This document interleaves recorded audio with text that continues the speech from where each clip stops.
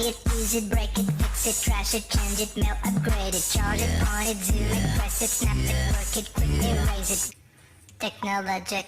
Buy it, use it, break it, fix it, trash it, change it, mail, upgrade it, charge it, on it, zoom it, press it, snap it, work it, quick erase it, write it, cut it, paste it, save it, load it, check it, quick rewrite it. Buy it, use it, break it, fix it, trash it, change it, mail, upgrade it, charge it, on it, zoom it, press it, snap it, work it, quick erase it. Technologic. Vous connaissez cette pub? Oui. Ça vous dit quelque chose? Oui. Ça vous dit quoi? Apple, oui, c'est ça, c'est exactement ça. C'est la fameuse pub Apple pour iPod, la saga des silhouettes. Cette pub, si vous l'avez vue au cinéma en 2003, c'est parce que j'ai désobéi à Steve Jobs. C'est tout un cheminement. On ne s'improvise pas désobéissant, on n'apprend pas à désobéir. C'est un cheminement. Ma désobéissance, en 2003, prend sa source en 1987. Je n'ai jamais été attendue. Au tournant, oui. Mais jamais à une place où j'aurais pu simplement, facilement me poser. J'arrive toujours dans le mauvais timing, avec enthousiasme, mais un peu comme un cheveu sur la soupe. Dans ma fratrie, je suis numéro 5. 17 ans après mon frère aîné, 7 ans après le plus jeune. Je ne faisais pas partie du projet familial.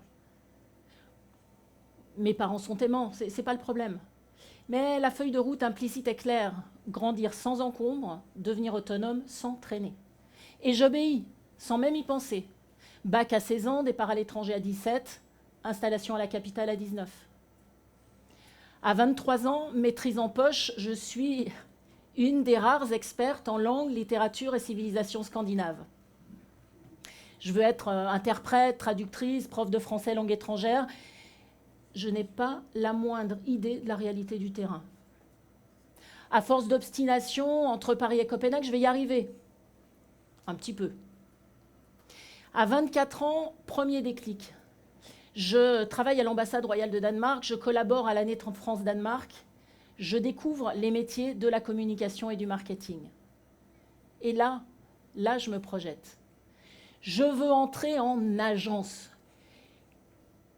Je n'ai pas fait d'école de commerce, j'ai aucune expérience en entreprise privée et j'ai moins de réseau en agence que les doigts de cette main.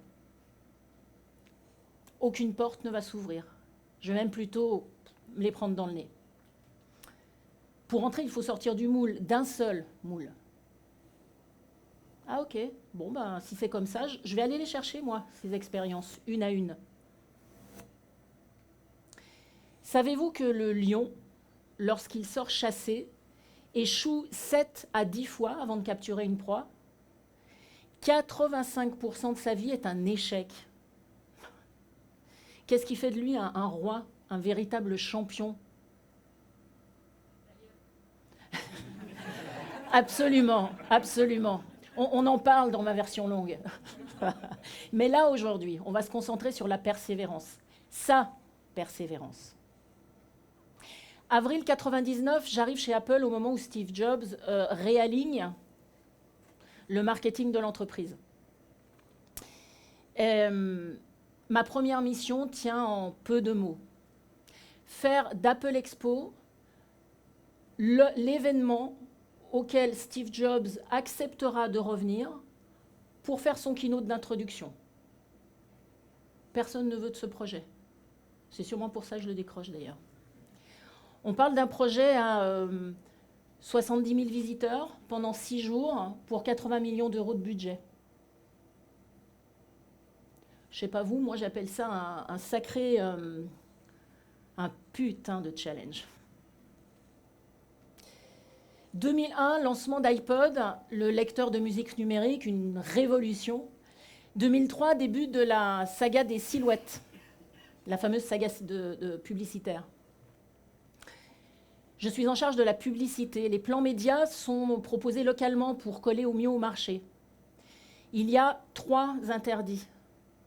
Pas de cinéma, pas de radio, pas de jeux concours. Et c'est gravé dans le marbre par Steve Jobs lui-même. Oups. OK. Il me faudra 3 trimestres, 9 mois pour contourner les interdits, passer des alliances en coulisses, monter des plans médias fantômes, bref, pour désobéir à Steve. Très rapidement, le cinéma fera partie des plans médias européens, comme les jeux concours dotés d'iPod. Et tout ça sera pris comme une évidence.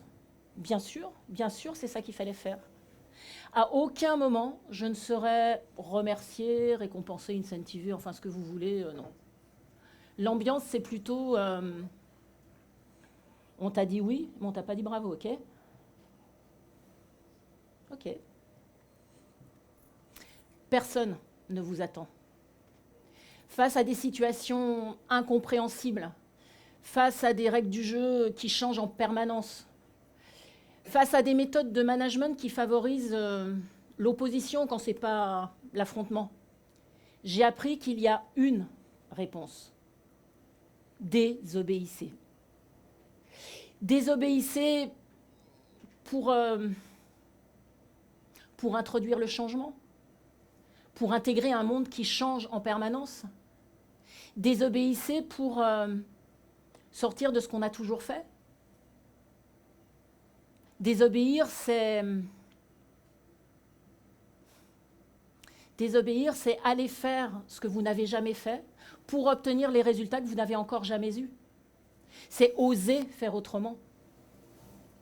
Désobéir, c'est renaître de ses cendres.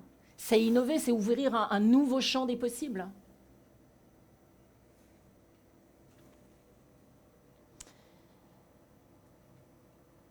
Tout créateur sort de la norme.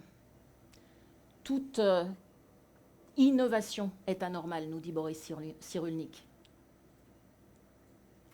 Alors vous, aujourd'hui, vous attendez quoi pour désobéir ?